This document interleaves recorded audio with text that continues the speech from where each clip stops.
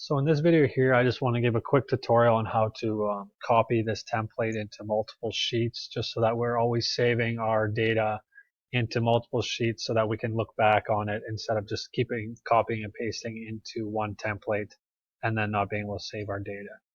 So in this case, we'll go to sheet 1 where we have our data saved, and what we're going to do is, as I mentioned in the earlier video, shift all the way across to our final column, hit Control and down, and that'll copy and paste our first sample.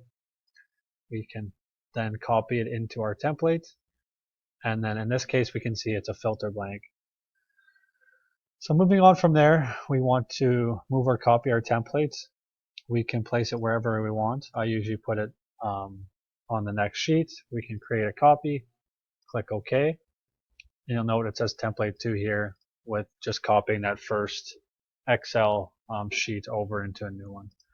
So what we can do now is take this one, rename it, and a good thing is to name it as your what your sample name was. So in this case, I'll put filter blank on this sheet, hit enter, and then when we go back, we can see that this is the filter blank.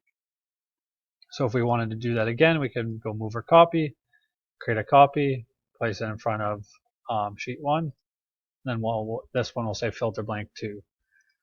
So then we can go into this where we copy our text file from the OCEC instrument, move on to our next sample, highlight everything, Control Shift down, copy that, and put it into our new sheet that we created.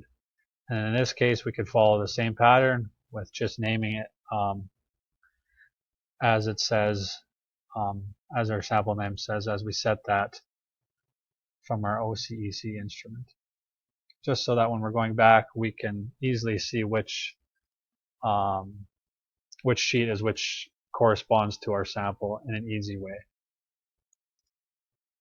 And then we can just keep continuing this process. We can go here, move or copy this, create a copy, place it in front of sheet 1, and then just continue the process of going in and copying and pasting the next sample and placing it in here and renaming this worksheet so that we know which sample we're looking at.